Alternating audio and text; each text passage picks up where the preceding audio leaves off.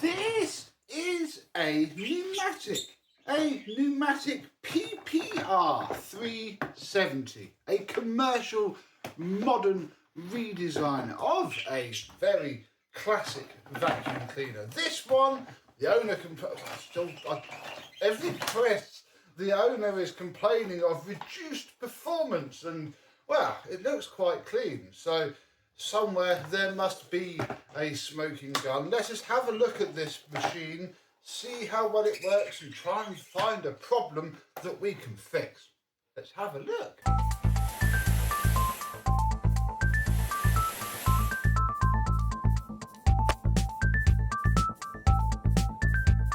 Yes, good evening, my vacuum cleaner and Numatic chums. How are you today? This is just a 370 machine, really. Edward, MVR, Nuvac, they've existed like this for ages. However, this one has the commercial style cord reel, in that this is in theory easily replaceable as a flex, and indeed we have a nice yellow commercial flex. Otherwise this machine is pretty much your standard Numatic fare. Oh, there. Right, let's plug him in and confirm that we have operational use. So yeah,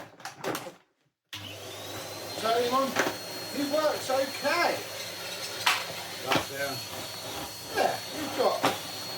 It's okay. It's not quite as.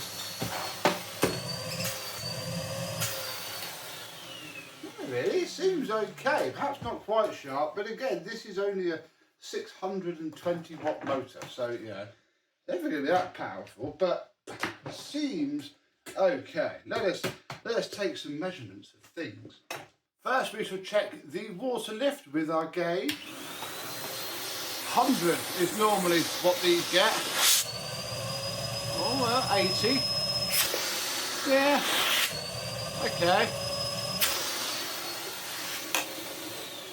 80 there. I don't have in my head what they actually are, so you shall have to use your imagination on the spreadsheet, and then we can test the wind speed, because this innocent looking bachelor's super noodle chicken pot has some foam around it, and I think, oh, it's a bit awkward to film, but we can turn this on, and then if I put this over here and then put this on,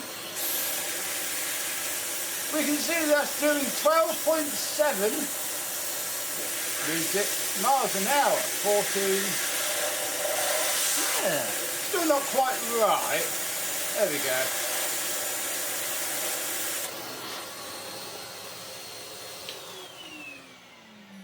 We can do the average of that, but the average doesn't, it's sort of an instant average, which is a bit of a shame and doesn't give me the true average. So again, we're going to guess, just like we do with the Waterlift, and just call that 13 miles an hour. Yeah, this just happens to fit pretty much well enough. I mean, again, we're not going for the full scientific experience, just enough to compare before and after. So let's see if we can find anything actually wrong with this. Now, immediately my thoughts are concerning that I don't think there's much wrong with this at all. It's clearly been well used, but again, if we take our lovely Victor V9 here and pop it up this hose, it's not clogged. It's clogged. Ooh. Look at that.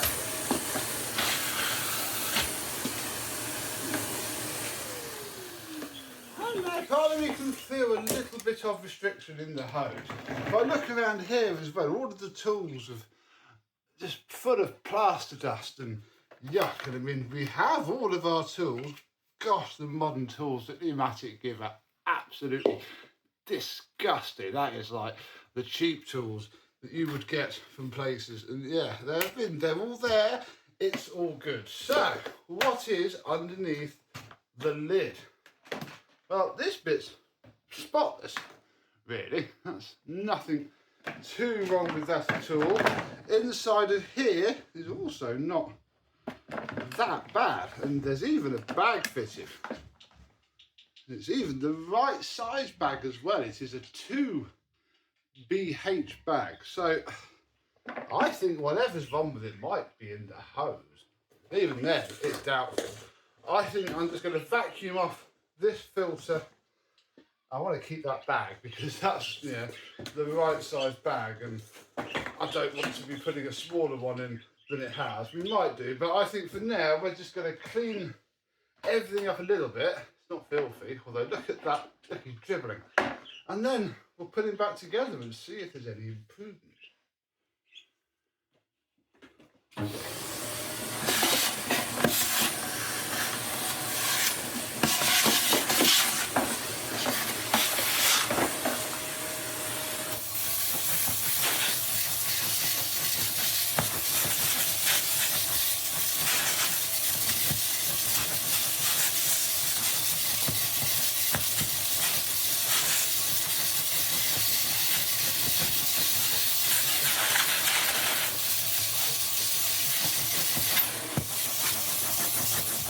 Right, we have now confirmed that he's pretty clean and tidy, actually. Oh, but if I can just get this top back on, there we go.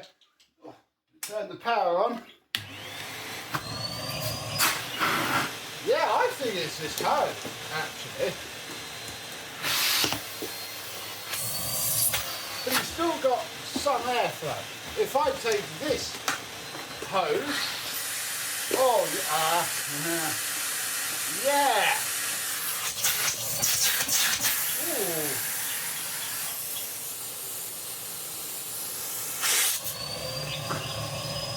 I mean, we get, it's a stronger 80 for sure.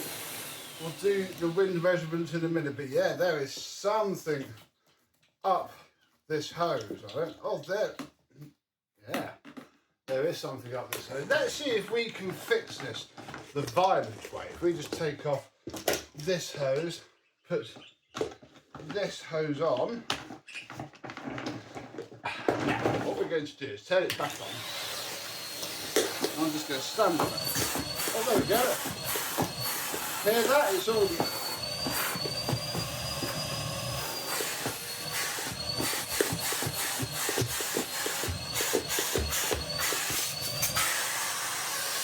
pretty much cleared itself. I think that was it.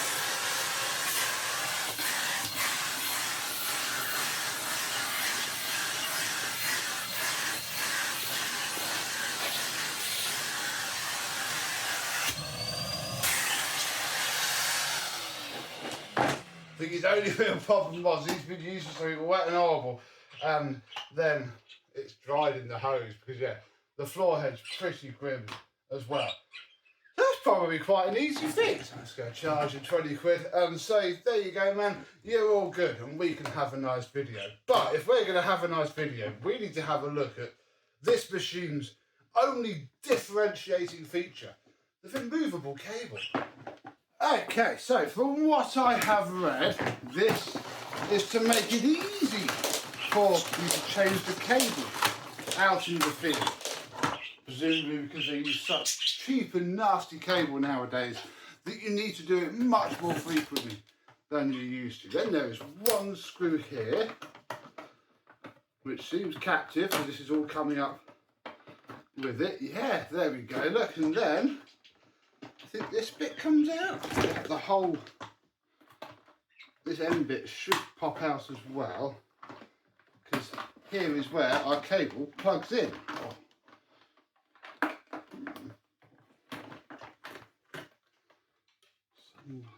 I don't want to, that pops out in the manual and you can see it's loose, but effectively we just have a standard IEC plug, although annoyingly modified just enough that you would probably have to cut down a normal PC plug to fit in there, but I think the cables in this are probably going to be quite cheapish anyway. I don't know, comment down below. And that goes in there, this goes through a little cable grip there, and yeah, this part just screws back into place, and that would be, if I could, well, actually I think you'd have to get, you either get a new one of those, or that does come apart in a way that I frankly cannot figure out, in order to just slot the cable through the grommet. And then yeah, everything moves though. The handle, you could wind it up by doing this, which is very strange to me, obviously, being used to the non-replacement cable version. But it all works. We do have a Volex plug. So maybe this is just before the era where they snapped there, or this is slightly different. Because again, this is from 2022, so he's pretty new in terms of my idea of things being new. But nevertheless, I think we just fixed it by me standing on the hose. That's excellent news. Just to be sure, we'll get the super noodles of truth back out. So that goes on there. And I'll point this so you can see something of the screen. Yeah. Oh yeah, instantly. Oh, my seal's falling apart. Yeah, 18, 19. Perfect. 19, that's miles an hour. That is. It does different ones. This is meters per second. 7.9, 8 meters a second. Kilometers an hour. Yeah. You get the idea. Pretty cool. And this pot just helps me direct all the airflow through it. And yeah. It's about the best way that I can come up with, perhaps another way of measuring things before and after. This tripod's a bit too big. I think I'm going to make this not quite as large. But yeah, we now have measurements. I shall put them on screen. And we're going to go back to my normal test, which is, does the floor head clamp itself down to the floor? And just like that, I do believe we are fixed. I'm getting him a little bit of a wipe down, get rid of that horrible drivelly rubbish for his chin. Looks like me after 4 too many beers. Oh yes, there it is.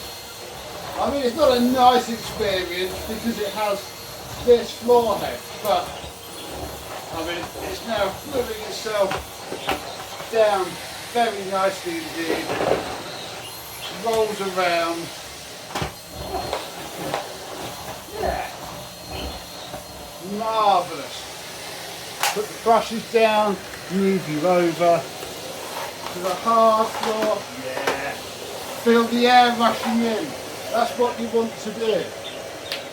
Because even on these modern pneumatics, the motors, they do produce a bit more airflow than their predecessors, but they're just not quite as strong. You can't feel them clamping through the carpet. But with this floor head and this hose, it's pretty good. And this machine, I think, has just been used once, badly, because it's pretty mint otherwise. You saw the state of that NRV 370 that we did for the charity shop the other month. I think mint comparison. I think he got away with it. So, it's another pneumatic model ticked off our list, the old PPR370.